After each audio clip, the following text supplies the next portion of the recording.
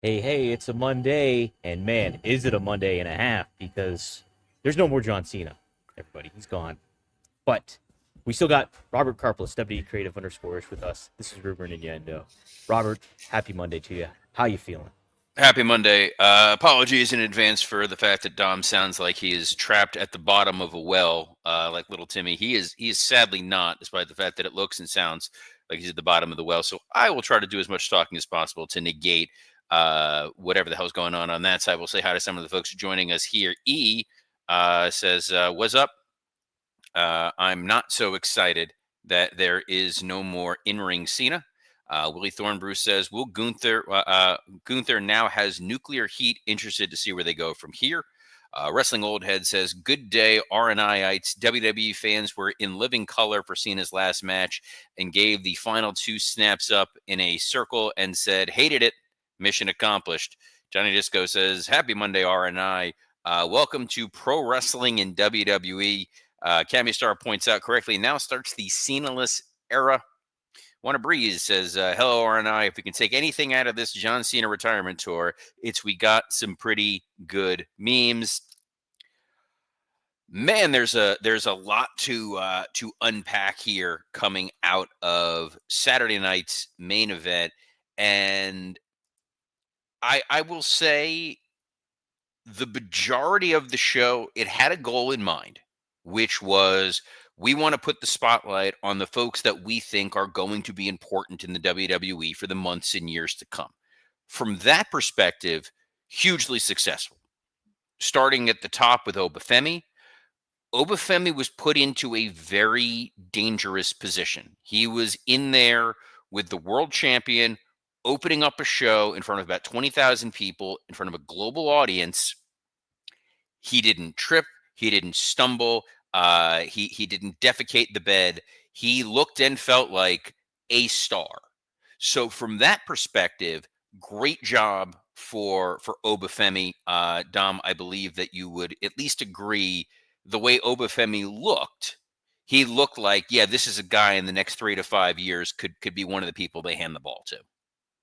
I 100% agree. From a visual perspective, he looked great. I don't think how they positioned him will be very memorable on the show. Like a Well, very they non-flat finish. I don't think they did him really any favors in regards to having. Now, if they put this later on in the card, I wouldn't be as adverse to it. But I do think, from a visual perspective, he looks awesome.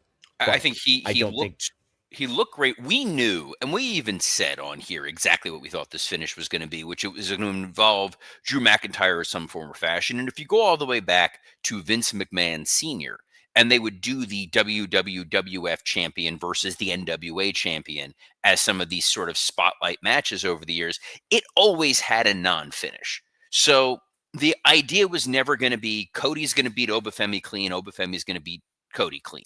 We assumed it was either going to involve Drew McIntyre in an outright interference or Drew McIntyre in some way costing Cody this match. So they were sort of handcuffed no matter what. The injury to Cody's ear, where he started bleeding, feels like it cut this match a little shorter. That this was always the plan ending, but that they rushed out Drew, and it felt incredibly flat. The crowd was not happy about it, but they kind of knew this was going to be a kissing your sister sort of situation. That there was no successful out from the Oba family perspective. If he looked terrible out there, if he was botching, if he couldn't get Cody up, if he looked lost, if he looked a step behind, that would have damaged him. So from that perspective alone, this was a successful outing for Obafemi. Dom, I agree with you. It did not do him a ton of favors, but if you were one of the casual tire kickers, one of the people who heard, hey, there's this John Cena retirement match, I got a text from a buddy of mine. He was at a party and this was just on mute on a TV. So on the off chance somebody who was a casual fan, non-fan, whatever it saw that dude, they would have gone, "Wow, this Obafemi guy is worth a second look." what did you? I didn't get to catch it, but what did you think of Obafemi's interaction with Cody on SmackDown? I did not love the Obafemi promo on SmackDown. It felt very kind of cut and dry. His promos need work.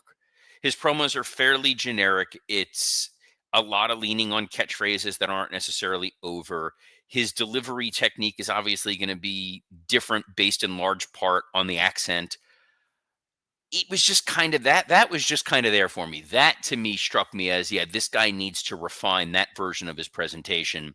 And watching it purely from the sitting in the creative chair, what do I do with this guy? I don't love the fur. I think that the fur and the little dance that he does down to the ring, it feels very gimmicky. It feels a lot like we saw the trailer for Street Fighter come out. It feels like a Street Fighter character. He's got gear, he's doing a taunt. I think he needs something. 6'9" T2, I don't even know the hell that is, says, does he become a Heyman guy? That feels like the quickest cop out to just say Obafemi is going to align with Paul Heyman because he can't talk, but eventually he does need to learn how to speak. Like eventually you need to get a point where it's not paint by numbers. Otherwise, he's not going to reach that next level. I was having this conversation with Scott Chaplin. Stephanie Vaquer is tremendous in the ring. She's trying to get better at promos. Obviously, there's a language barrier with her that doesn't exist with Obafemi, but Obafemi needs to hone whatever that character side of him is. But to me, he's very much I was a football player. It didn't work out. This is my fallback, and I'm good at what I'm doing. Versus this is a guy who's sitting in the back going, did you watch this amazing red match from 2006 on YouTube? So it'll be interesting to see where they ultimately develop him. As far as a big guy goes, as far as a monster goes, he's leaps and bounds ahead of a lot of people we've seen. This is not a Heidenreich situation. This is not a Braun Strowman situation. This isn't even an early Bobby Lashley situation. This is a guy who you put him in a ring, boy, it's going to be an event. And he held his own in there with Cody. The next I'm match. with you. Well, let me just say, I'm with you Yeah. on his presentation with some of how he looks. Like the fur and stuff, a little too much. If you have it on the boots, maybe that's one thing, but like ultimately kind of do. I think from a visual, facial perspective, I think he's got a lot of that. But to convey it through promos, he should get a little bit more work done when it comes to all that. But ultimately, like he's well on his way. And I think he can definitely get there for sure. Either he's a guy who never speaks, or when he speaks, it is very short and very to the point. Mm-hmm. He's not a guy that you want to have do a 7 to 10 minute promo back and forth battle, but that also winds up limiting where you can go with him. So he is never going to be the 1A in the company. And that's kind of okay. Brock in the beginning was not a great promo. Brock found where it was. Roman finally kind of found where it was. But Obafemi, if they can get him where they need to get him, and you have a core of guys that's Obafemi, Jacob Fatu, Braun Breaker, you're in pretty good shape. Why I said the next match was more successful is that Sol Ruka Bailey match. Yes. Excellent match. And the takeaway for me, at least for Sol Ruka, is she is a star. She is someone who, yes, she can do the crazy flippy stuff in the ring. She does the handstand cartwheels and all that. There's an emotional connection when you see her out there that the crowd instantly wants to like her. They want to see her win. They want to see her protected. She feels like a babyface. And to do that in front of an audience that might not be super familiar with her and putting her in there with a veteran like Bailey who knows what she's doing, I think she has the skills for the push they're kind of giving Maxine Dupree right now. Mm-hmm. Yes. Sol Ruka is just there is a likability factor, and I was toying with this. I was going back and forth with Scott Chaplin. We recorded a Patreon for Working Stiff, and eventually I got to this conclusion of she's got this laid back surfer vibe, and the audience immediately loves her. Oh my God, she's Sting. She is 1990, 1991 Sting. And that's a really great position to be a young talent in at that point and be able to make that kind of a connection with the audience. Well, I'm 100% with you on that too. I mean, even just from a visual perspective, how she looks like a model from the 1990s. And it kind of plays into that a little bit more too. I like her theme music. It's Dick Dale / Pulp Fiction kind of in certain ways, in a cheesier way. but I ultimately like the presentation she has. The Soul Snatcher is a great finisher. People have been critical of how it's presented and stuff, but I think that's totally fine in the realm of wrestling, and it's a badass move. It's a great So move, she's got a and lot of place. the challenge they face with her right now is where do we go from here? Because if the point of this was let's shine a spotlight on NXT, and you see Sol Ruka and you go, man, she's really special. I got to start watching NXT more. Great. If the idea is she's really good, let's call her up. Well, now I don't need to go tune in and watch a show that I wasn't necessarily watching every week. So it's a little bit of a push and pull, but you watch this match and you go, she's got the in ring skill, she's got the presence, she can deliver a good promo. Why the hell is she not on the main roster? But you put her on the main roster, Julia's kind of lost in the shuffle. Stephanie Vaquer, even as women's champion, is kind of lost in the shuffle. You still have a bottleneck at the top where there's not enough space. Like you got Rhea and Alexa and Charlotte and Io all going for women's tag titles. So it's kind of crazy that there's an embarrassment of riches in some way, shape, or form with the women's division that you'd be curious to see where they go from here. And I know on NXT, it feels like they were building to some sort of storyline with her and her tag partner in the same way we were getting that with Bayley and Lyra Valkyria. The idea of Saturday Night's Main Event, which John said, was it's somewhat out of continuity. So the idea that Bayley lost, we'll get a follow up on that for Raw tonight, whether that's her blaming Lyra or losing her confidence a little bit. There'll be falling action, but I'm glad it didn't happen on the broadcast. Let me just follow up real quick with this. If you do decide to keep her in NXT, doesn't it kind of just diminish a little bit what the momentum is going into it? She gets the win, and then you kind of forget, like, quote unquote, forget about her if you're just tuning into the mainstream WWE product and not NXT. Unless the idea is, NXT is on network television, it really is kind of the third brand. So it's going to be a little bit of a push and pull in terms of where they go. The tag match, I thought, was also very successful in putting a spotlight on Leon Slater and Javon Evans, as well as highlighting AJ and Dragon Lee. It's crazy, but Dragon Lee felt like the least impressive guy out there. And he was the Yeah. dude that was like, oh man, this could be your next Rey Mysterio. Bandito really has eaten his lunch in terms of being the next big, small stature lucha star who could be a world champion. And now Dragon Lee feels like he's the fourth most impressive guy out there. And my daughter happened to be in the room with it, and she just turns to me, just completely, she goes, "So does he think he's a dragon?" I was like, "Well, there goes any mystique with him." Javon Evans is another dude who he comes out there and instantly you are plugged into what he is doing. He maximizes his minutes. There is a bouncing. I know it's his bouncing. There's a bounciness and an energy and a youthful exuberance to that guy that when he bulks up in a few years and he puts on a little bit more muscle and he gets a little bit more seasoned, he's going to be something really, really special. Right now, he's special. And it was cool to get to see him have that interaction with AJ Styles. And lastly, and then I'll let you kind of opine on this. I like that the WWE was generous in telling the Leon Slater story as being a TNA champion and how much he admires AJ Styles for being a TNA champion when they are promoting a show that's going to air on AMC. Yeah, I don't mind that. I think it just shows the confidence WWE has in their product.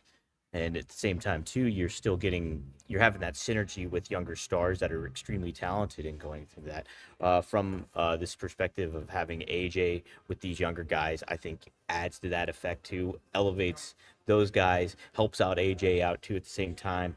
And yeah, I just think it was a fine match to have on the card and presenting some new talent. And maybe even more so in that realm, I can subscribe to a little bit about being like, this is why we should tune into NXT is because of Javon Evans, potentially a Leon Slater showing up or something like that. I think that kind of had the more effect. I think, doubling back real quick, Sol Ruka, if you put her on the mainstream product, maybe a Raw or something, you can kind of get best of both worlds with that, maybe Robert, too.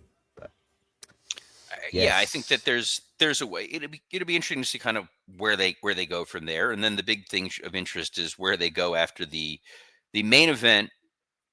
Gunther, the Ring General, defeated John Cena. And the moment that I knew for sure John Cena was losing was when they did that Miz segment, which was an excellent segment, by the way. Miz comes out, R-Truth confronts him. They bring in Joe Hendry. It's happy, happy, joy, joy. It is the Vince McMahon playbook of gauging when to put on the pressure, when to relieve the pressure. And that segment relieved the pressure for the audience. They were happy. They got a fun moment. And then you immediately went to the John Cena match. I was like, there's not enough time to build that up and give the audience another positive release. This may be it. And guys, speaking of positive releases, you already know what time it is. It's time to level up, and Blue Chew just dropped something crazy. I'm talking next level championship belt gold plated energy. Blue Chew Gold is the newest innovation from the #1 chewable ED brand. This ain't your grandpa's little blue pill. This is the 4-in-1 beast incarnate that's setting the gold standard for performance. We're talking 2 ingredients for blood flow to keep that rocket pumping, mixed with apomorphine and oxytocin to tune up the arousal and connection in your brain and body. It dissolves under your tongue and works in as little as 15 minutes. We've got a special deal for our viewers. Get 10% off your first month of Blue Chew Gold with promo code RUMOR. That's promo code RUMOR. Visit BlueChew.com for more details and important safety information. And we thank Blue Chew for sponsoring this episode of Rumor and Innuendo. Robert, before we dive into the match itself, what did you think of the presentation leading up to this match when it comes to Cena? Obviously, all the celebrities chiming in, people backstage. You had friend of the show, RVD, Kurt Angle, everybody ringside. Did you like how they presented all that? Don't give me that friend of the show. Rob has never set foot on Rumor and Innuendo. Rob He's is a a friend of Rob, mine, Rob is friend of the Rob is show. part of the D'Angelo stable of stars.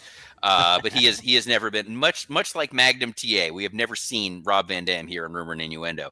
But we did see a lot of the signature people in John Cena's career sitting front and center. Sami Zayn, Kevin Owens, the guys that John Cena definitely helped elevate. Booker T, who was part of that best of series with John, which was instrumental in establishing John Cena as a main level talent. Obviously, Kurt Angle, Rob Van Dam, Haku, for reasons, and it worked. I thought that was nice. Michelle McCool was there because she knows people, and when John came out, it felt like a genuine emotional moment. And when that match was over, the very first thought I had was, oh, this was a mistake. Um, the decision on paper of John Cena going out on his shield, that Gunther is the he's the guy who's still going to be there tomorrow. He's the guy you're going to get mileage out of going forward. So him vanquishing John Cena makes sense. From an old school perspective, I can see Hunter and Cena both saying this is the decision that needs to be made. It was the wrong decision. It was the wrong decision the moment that match ended, when John Cena smiled and tapped out and moved on to wrestling heaven. The crowd did not take that journey. They did not say, you know what, we understand what happened here. This is the sunset of your career. Thank you, John. They chanted things that only your damn brother would say on this show that would get us kicked off of the YouTube. They did not buy that finish. And rather than the nice send off, rather than the good farewell, there was that moment of, oh no, we just did a big thing badly. This was the Sopranos fading to black. This was the gang in Seinfeld winding up in jail. It was not the right call. It was the one instance where you should have gone happy, happy, joy, joy. John overcomes everything. He hits one last AA. He beats Gunther. Fine. The reason why, number one, it arms 2 people with an elevated status instead of 1. The first is Dominic Mysterio. because now Dominic Mysterio gets to say he is the last person to ever beat John Cena, which gives him amazing heel heat for the next 30 years. The second guy it elevates is Gunther, because Gunther looks at 2025. He lost his world title, he won it back. He lost his world title, but he did retire Goldberg. And then he didn't get it done against John Cena. And now he can become an unhinged psychopath of a character. Or he becomes a more sympathetic babyface for a little while. There were multiple interesting moments there. Where this doesn't work is the heat did not rest on Gunther. I know that there was videos of fans yelling at him and booing him when he was leaving. The heat went on Hunter. The heat went on the booking committee. The second is, if Gunther is now your A1 top heel, Braun Breaker is facing CM Punk on the first Raw on Netflix. Cody Rhodes is facing Drew McIntyre and is on a path to go face Roman Reigns. There is no room for Gunther at the top of the card unless the idea is Gunther is the new heart disease and he's just going to keep retiring wrestlers. He's going to get rid of Goldberg. He's going to get rid of Cena. He's going to get rid of AJ Styles. He's going to get rid of Chris Jericho. He's going to get rid of Brock Lesnar. He's going to get rid of R-Truth. He's just going to start wiping everybody out of wrestlers over the age of 40. It was a wild decision to make because that audience did not buy it. And I thought it was so funny that right behind Hunter, it was the writers. They brought Ryan out there. They brought Koski out there.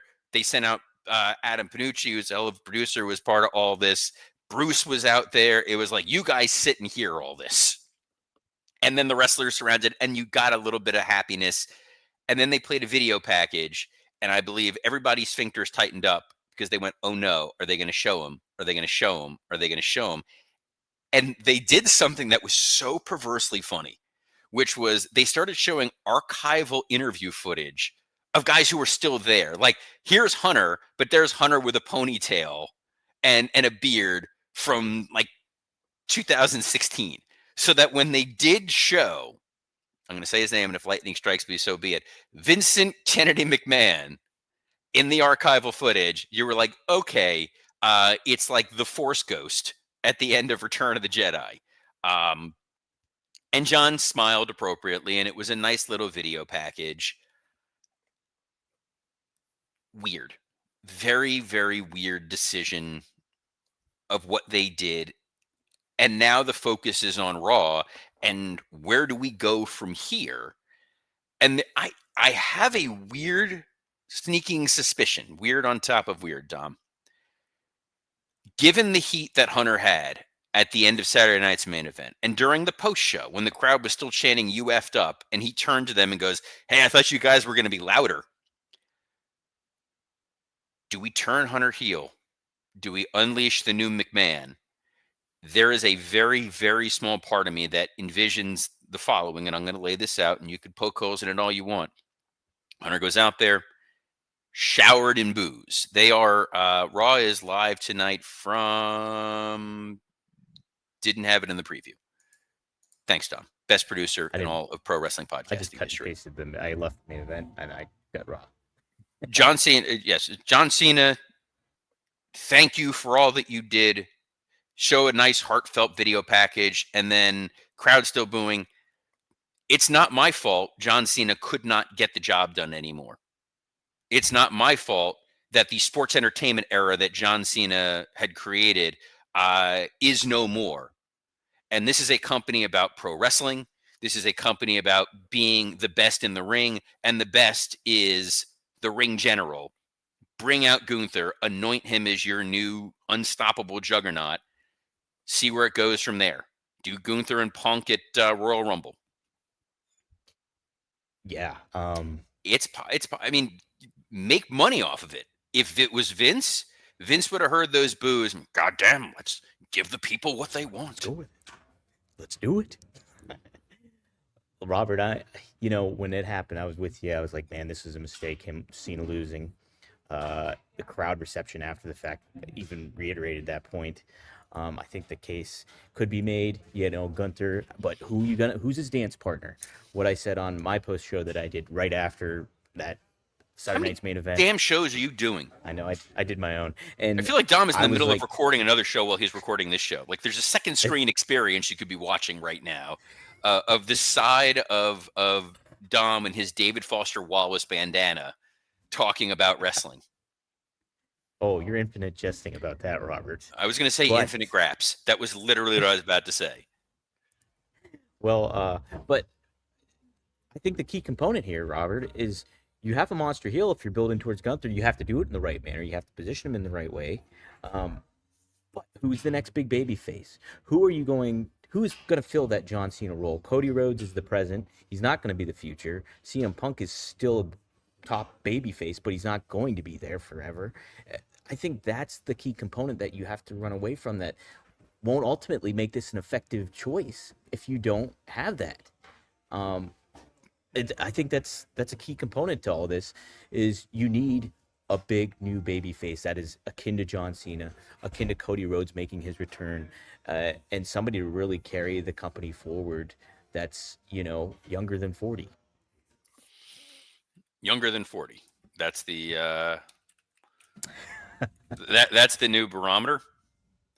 Look, Well, I mean, I know who I want it to be. I know who who do I you want it to if be? it Jacob Fatu.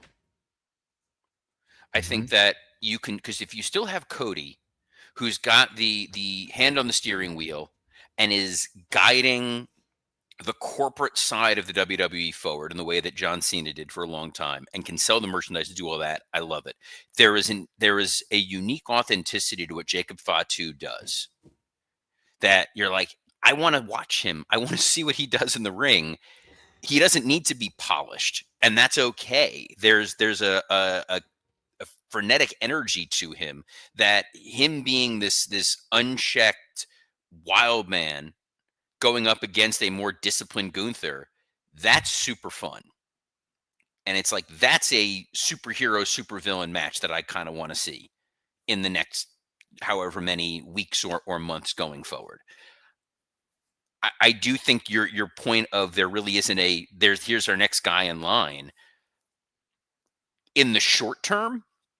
You people forget you can re-elevate Sami Zayn pretty easily. Sami Zayn is a guy that crowd loves in the short term as the next guy Yeah. to if you go with let's fantasy book beyond all fantasy booking if we really want to go down that path.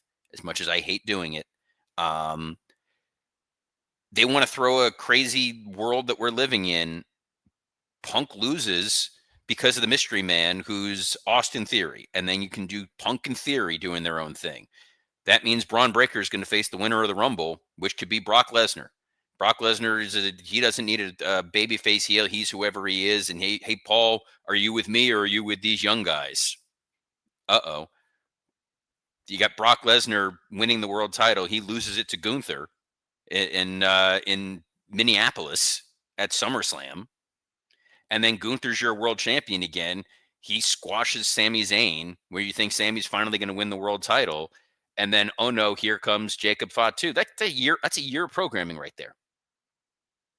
Well, I mean, to what you're saying earlier on, like they had that story going with Sammy, like, oh, he's vying for that world They did. championship. So maybe they planted the seeds a little bit early and getting some stuff. Have you noticed Sami Zayn's Instagram has been Michael Jackson and then him in this Michael Jackson album covers, Thriller and Bad. I don't know where he's going with it, but I don't know. It's like there's some potential. I can kind of subscribe to a little bit more than I think about it. I don't do the Instagram thing, so I can't really speak to what he's posting. Yeah, it's But there are ways to go forward. You know, it's kind of Gunther's done what he's done, and he can besmirch John Cena. And maybe Sammy's the one that shows up on Raw tonight. It's like, how dare you? And I'm not going to let you badmouth John Cena. And then he's the next sacrificial whatever. It's very possible. There's Kevin Owens. There are guys in the short term that can get you there before the next person steps up. The guy who it isn't going to be is Jey Uso. yeah. Because whatever any of it may be, Jey Uso at the end of Saturday night's main event in that post show where he was, let's just say, exuberant and feeling the Holy Spirit, Mm. that was a little embarrassing. He may have had one or two yeets and the language, the behavior, that wasn't a great look for Jey Uso. I didn't So, catch that. oh yeah, no, he was he was like he was hanging off of Jackie Redmond physically, like trying to like kind of prop himself up a little bit. He was talking about how he's like, I don't think John retired, left them damn Skechers in the middle of the ring, dropped an F-bomb, and Jackie's like, maybe just say yeet and let's wrap it up. And that was where we were at with it. But where we're at is we're at time. And I just heard a bell go off over there. It's my coffee pot. Letting me know. We're going to wrap up today's episode of Rumor Innuendo, but fear not, we will be back tomorrow, as we are every Monday through Friday at noon Eastern on a plethora of platforms, including WW_Creative_ISH X account, the @Dominic D'Angelo X account, the @SE Scoops X account, and on YouTube on Rumor and Innuendo, Podcast Heat, and ad-free shows. So on behalf of the boy in the well, Dominic D'Angelo, I'm Robert Karpolis. Best of luck in your future endeavors. Lassie, help me. Help me, Lassie. Shh.